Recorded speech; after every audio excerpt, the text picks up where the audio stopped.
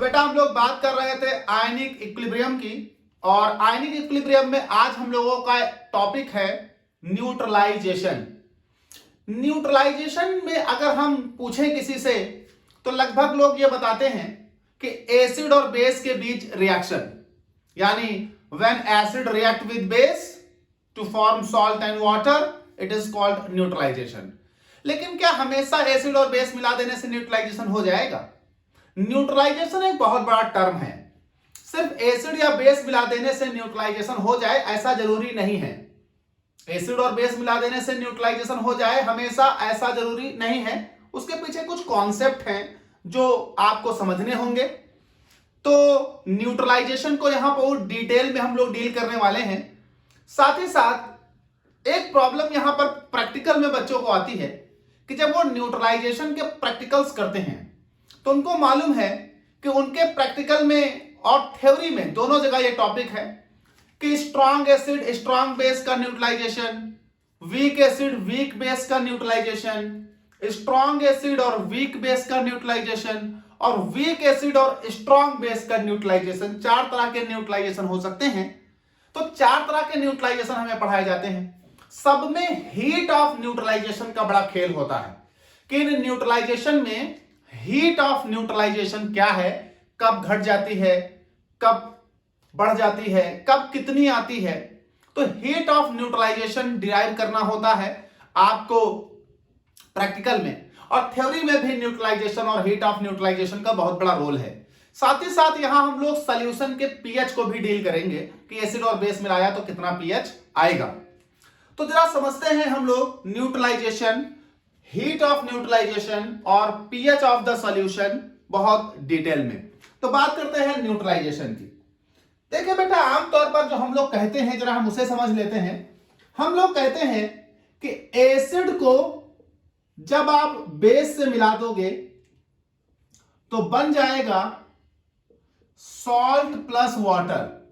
और आमतौर पर लगभग बहुत सारे लोग शायद ना कहते हो, लेकिन लगभग लोग की मैं बात कर रहा हूं, इसी को न्यूट्रलाइजेशन समझते हैं। ऐसा नहीं है, ये पूरी तौर से सही नहीं है, जरा समझिएगा। जैसे एग्जांपल के तौर पर मैं HCl ले लूं और NaOH ले लूं, तो ये मैंने एक एसिड ले लिया, ये मैंने एक बेस ले लिया, ये मैंने बना दिया NaCl और ये मैंने बना दिया H2O। तो ये तो हमारे पास देखिए न्यूट्रलाइजेशन कहलाएगा, ये तो न्यूट्रलाइजेशन कहला रहा है, इतना बहुत है, ये न्यूट्रलाइजेशन कहला रहा है। लेकिन यहीं पर अगर मैं इसे कह दूं H2SO4 प्लस NaOH, फिर से देखिए मेरे पास सॉल्ट बन रहा है NaHSO4 प्लस वाटर। तो यहां पे तो एसिड और बेस की रिएक्शन करके सॉल्ट और वाटर बनाया, लेकिन ये हमारे पास न्यूट्रलाइजेशन जो है वो नहीं कहला रहा।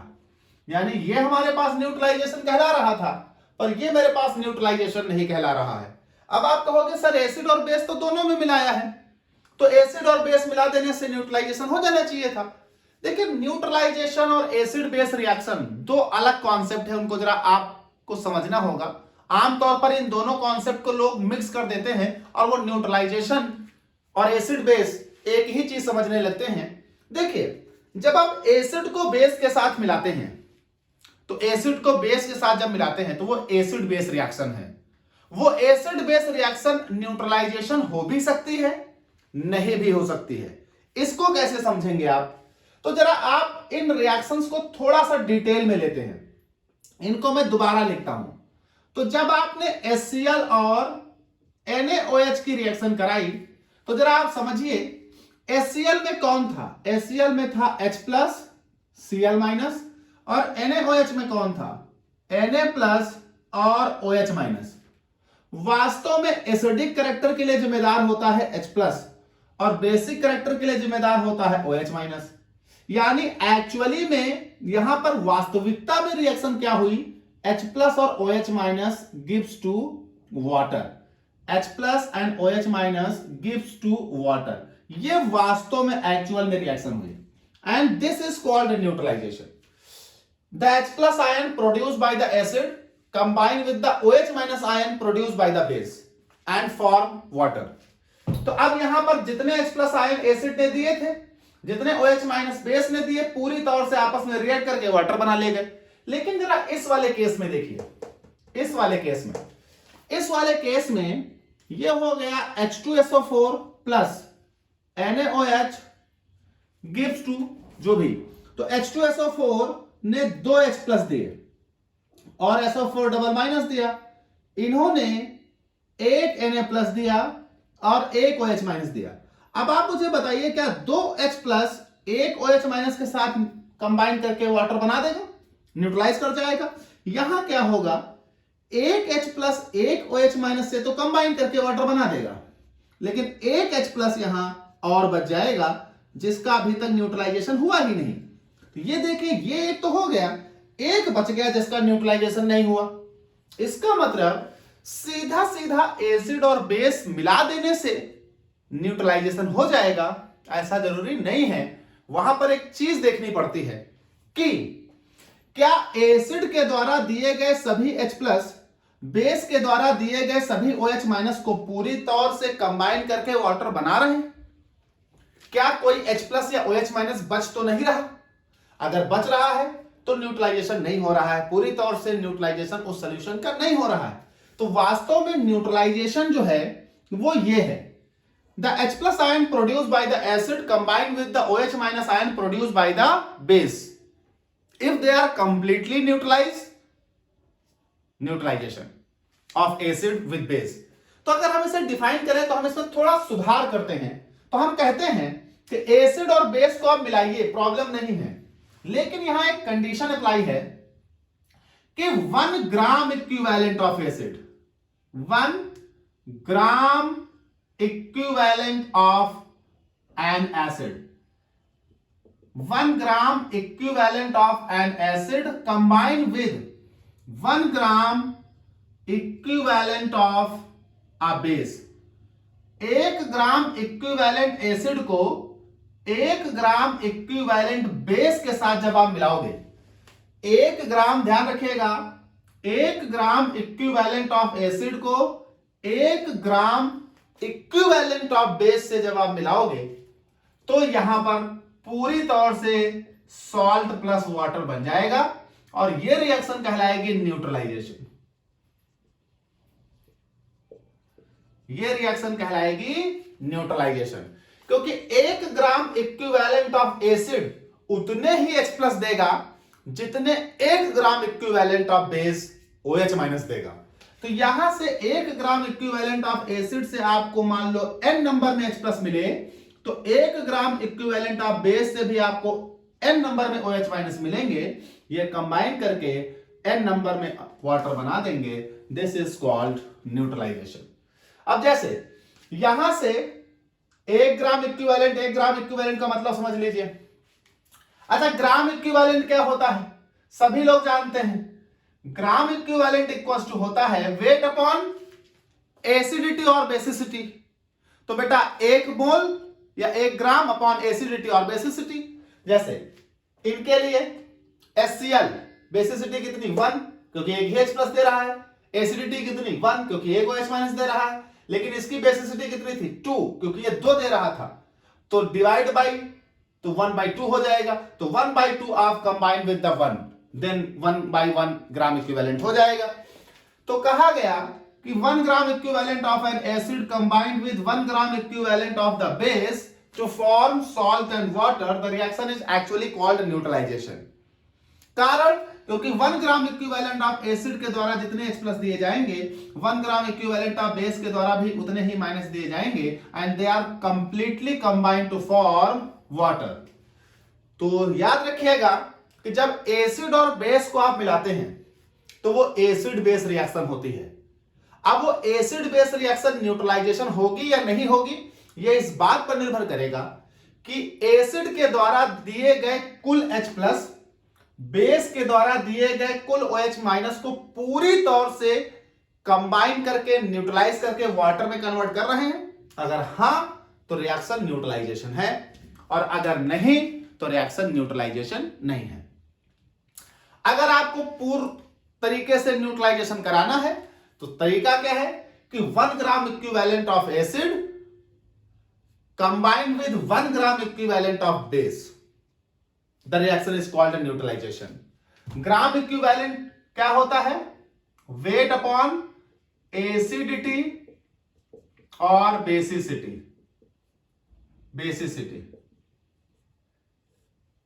जो अमाउंट आपका है एसिड या बेस का, उसका वेट अपॉन एसिडिटी और बेसिसिटी से डिवाइड कर दीजिए, आपको ग्राम इक्विवेलेंट प्राप्त हो जाएगा.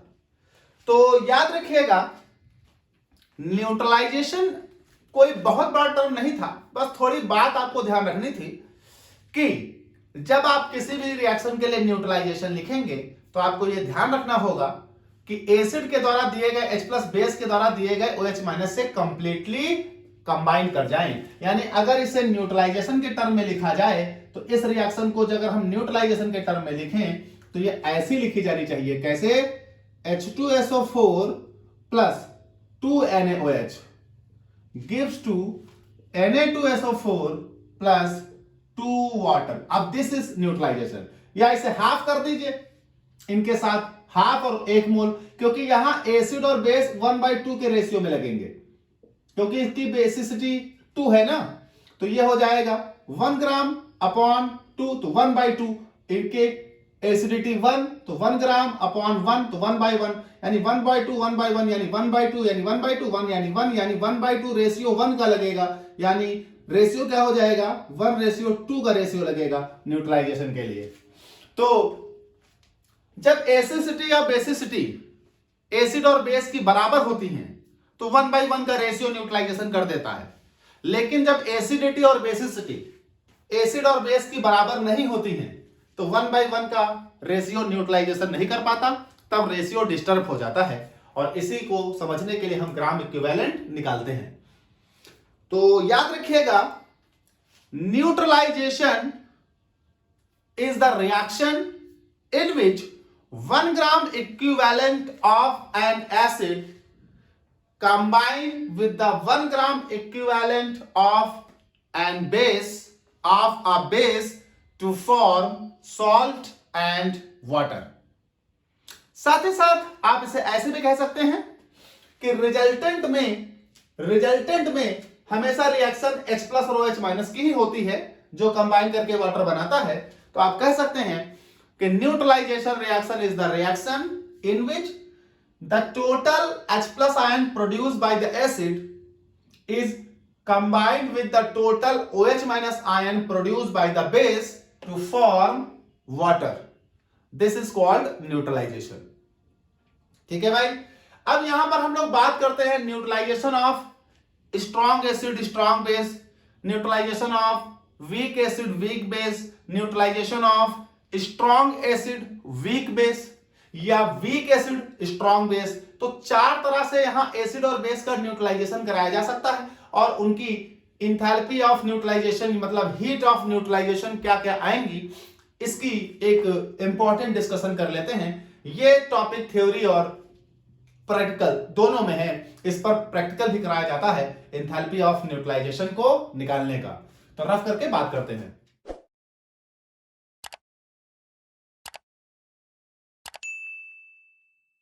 तो बात करते हैं neutralisation of strong acid strong base. 4 topic की बात करेंगे हम लोग यहां पर. चारों बड़ा ध्यान से देखिएगा.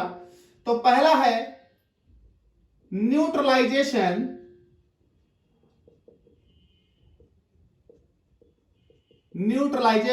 ऑफ, शॉर्ट में लिख लेता हूं, strong acid and strong base. तो याद रखिएगा, neutralisation of strong acid strong base. अभी मेरे पास एसिड स्ट्रॉन्ग है, तो मान लीजिए मेरे पास एसिड है HA या कोई स्ट्रॉन्ग एसिड ही मान लेते हैं, मान लीजिए HCl. अब स्ट्रॉन्ग है तो स्ट्रॉन्ग एसिड पूरी तौर से अपने आयंस में टूटता है, और बेस भी मान लीजिए मेरे पास स्ट्रॉन्ग है NaOH, तो बेस भी पूरी तौर से अपने आयनों में टूटेगा. तो ये बनाएगा Na+ और OH-. तो अब ये मेरे पास एक स्ट्रॉन्ग एसिड और स्ट्रॉन्ग बेस है.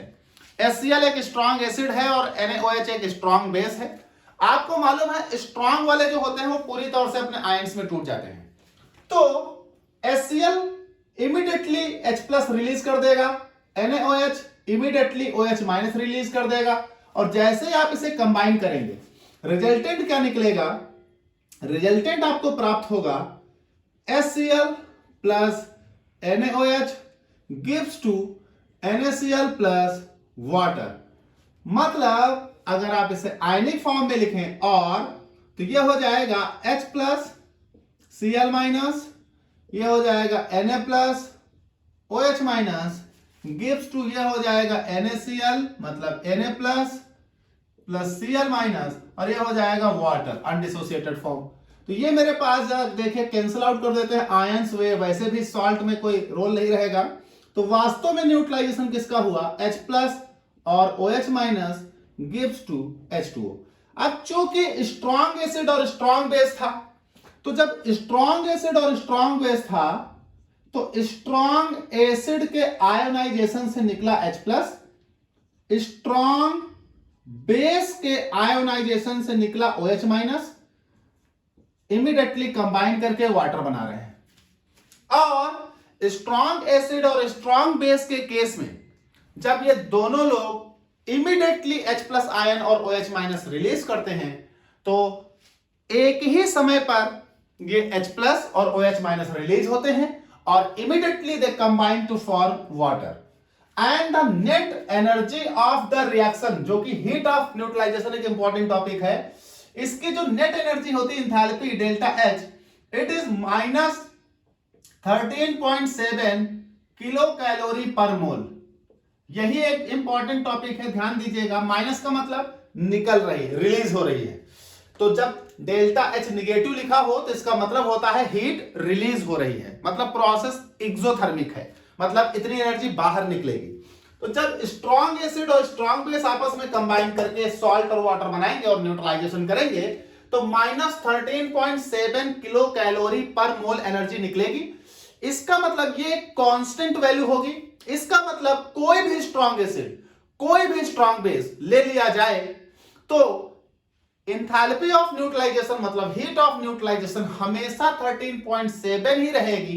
इसका मतलब heat of neutralisation strong acid और स्ट्रॉन्ग बेस के नेचर पर निर्भर नहीं करती, क्योंकि स्ट्रॉन्ग एसिड स्ट्रॉन्ग बेस कोई भी हो वो सेम ही समय पर H प्लस और सेम ही समय पर OH माइनस रिलीज करेंगे और एक ही समय पर H प्लस और एक ही समय पर OH माइनस रिलीज करने से उनकी जो नेट एनर्जी एसिड के डिसोसिएशन के दौरान या बेस के डिसोसिएशन के दौरान निकलती है उसका जो नेट एनर्जी का योग होता है वो 13.7 किलो कैलोरी पर मोल होता है, ना ज्यादा ना कम, जब तक एसिड और बेस दोनों स्ट्रॉन्ग हैं। इसलिए कहा गया कि जब स्ट्रॉन्ग एसिड और स्ट्रॉन्ग बेस आपस में रिएक्ट करते हैं तो स्ट्रॉन्ग एसिड के द्वारा दिया गया H प्लस स्ट्रॉन्ग बेस के द्वारा दिया गया OH माइनस आपस में कंबाइन करके वाटर बनाता है और H प्लस के देने और OH माइनस के देने मतलब H प्लस के रिलीज करने और OH माइनस के रिलीज करने में कोई टाइम इंटरवल गैप नहीं होता। मतलब H प्लस पहले बन जाए OH माइनस बाद में बने, OH माइनस पहले बन जाए H प्लस बाद में बने, ऐसा कुछ भी नहीं होता। यहां दोनों सेम टाइम पर रिलीज होते हैं और सेम टाइम पर रिलीज होने के कारण ये इंस्टेंटली कंबाइन कर जाते हैं और एक कांस्टेंट एनर्जी आती है।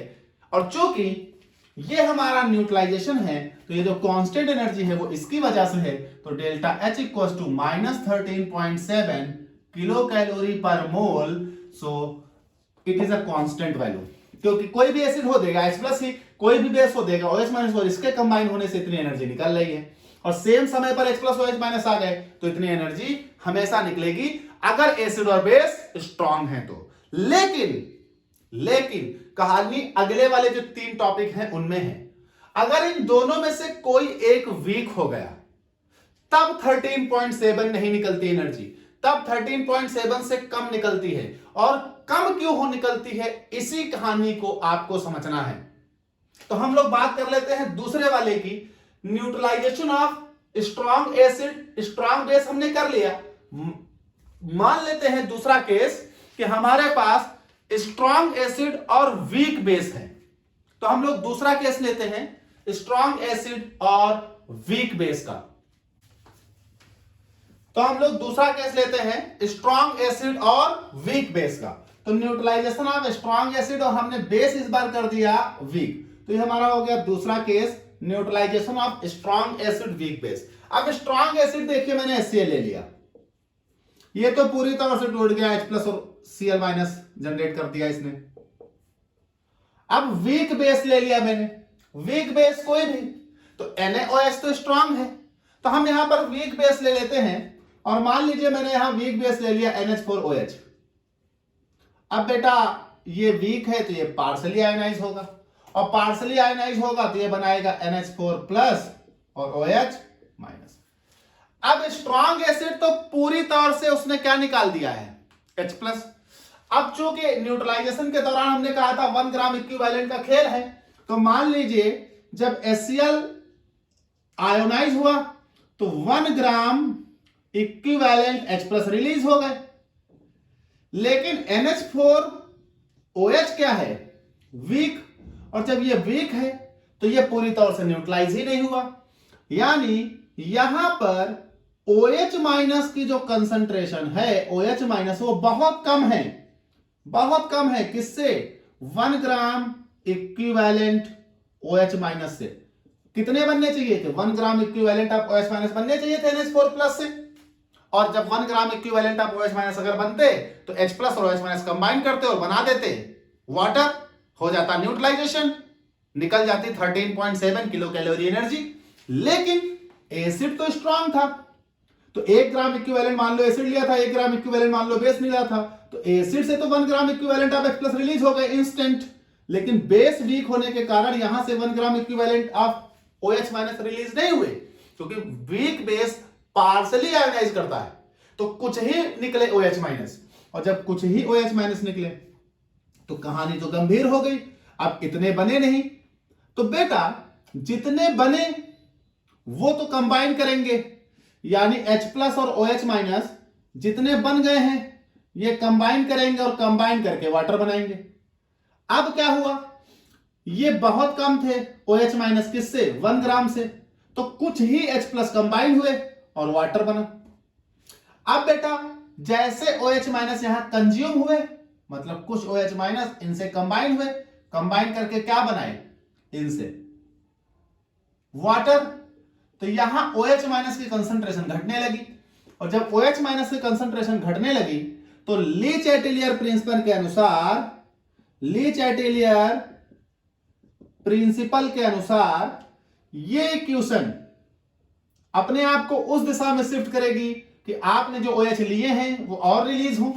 तो अब ली चैटेलियर प्रिंसिपल के अनुसार इस NH4OH में से और क्या टूटने लगेंगे, NH4+ और OH- टूटने लगेंगे। जब ये और NH4OH- टूटने लगेंगे तो ये एक्स्ट्रा वाले जो टूट रहे हैं, एक्स्ट्रा जो डिसोसिएशन हुआ है, ये अब इनसे कंबाइन करेगा, क्योंकि ये तो स्ट्रांग थे, बहुत पहले से बने हुए बैठे बेचारे, इनसे कंबाइन करेंगे तब क्या निकालेंगे, वाटर। तो होना क्या चाहिए था, देखिए होना क्या चाहिए था और हुआ क्या, दोनों में अंतर समझिए। होना तो ये चाहिए था कि H+ ने जितना H+ यहां से निकला HCl से, उतना ही OH यहां से निकलता और कंबाइन करते वाटर बनाते, बात खत्म हो जाती, 13.7 किलो कैलोरी एनर्जी बाहर निकल जाती। लेकिन ये स्ट्रांग था, पूरी तरह से H+ बन गया, लेकिन बेचारा ये वीक था, पूरी तरह से टूट नहीं पाया, कुछ ही बने, तो पहले यहां से यहां कंबाइन करके H2O, सब मॉलिक्यूल्स पूरी नहीं बनेंगे, बन गए। जब ये बन गए तो OH- कंसंट्रेशन घट गई। अब ली चैटेलियर प्रिंसिपल के अनुसार ये इक्वेशन इस दिशा में शिफ्ट करेगी, क्योंकि इक्विलिब्रिया को मेंटेन करने के लिए एक्स्ट्रा OH- बनाए जाएंगे। तो ये देखिए एक्स्ट्रा OH- बनाए गए। अब वो एक्स्ट्रा OH- बचे हुए H+ से कंबाइन करेंगे, तब बनाएंगे बचे हुए वाटर मॉलिक्यूल। तो होता क्या है कि H+ के डिसोसिएशन में, यानी इस रिएक्शन के डिसोसिएशन में जो यहां एनर्जी रिलीज हुई थी ना, ये एनर्जी, इस एनर्जी का कुछ हिस्सा इस इक्विलिब्रिया को शिफ्ट कराने में खर्च हो जाता है, इस इक्विलिब्रिया को इस दिशा में शिफ्ट कराने में खर्च हो जाता है। तो इस एनर्जी का कुछ पोर्शन यहां यूज कर लिया जाता है, तो एनर्जी का कुछ पोर्शन यहां क्या कर लिया जाता है, यूज कर लिया जाता है इसे डिसोसिएट करने में। और जितनी एनर्जी इसे डिसोसिएट करने में यूज कर ली जाती है, वही एनर्जी हमारे रिजल्टेंट से क्या हो जाती है, कम। यही वजह है कि जब स्ट्रॉन्ग एसिड या वीक बेस में से, वीक और एक मिनट, यही वजह है कि स्ट्रॉन्ग एसिड और वीक बेस या वीक एसिड और स्ट्रॉन्ग बेस, अगर दोनों में से कोई एक वीक है तो आपकी जो रिजल्टेंट एनर्जी है डेल्टा एच वो -13.7 किलो कैलोरी पर मोल से कम निकलती है, यानी ये बराबर नहीं अब कम हो जाएगी। क्यों? क्योंकि कुछ एनर्जी खर्च कर ली गई है किसमें? इस वीक वाले को एक्स्ट्रा डिसोसिएट कराने के लिए, एक्स्ट्रा आयन बनाने के लिए। तो अगर हमारे पास एसिड स्ट्रांग है और बेस वीक है तो एसिड के द्वारा निकली हुई एनर्जी बेस के डिसोसिएशन में खर्च हो जाएगी। और यहीं पर तीसरी वाली भी बात कर लेते हैं। अगर हमारे पास मान लीजिए ये वाला केस होता, neutralisation of weak acid and strong base, अगर हमारा एसिड वीक होता, मान लीजिए ये होता,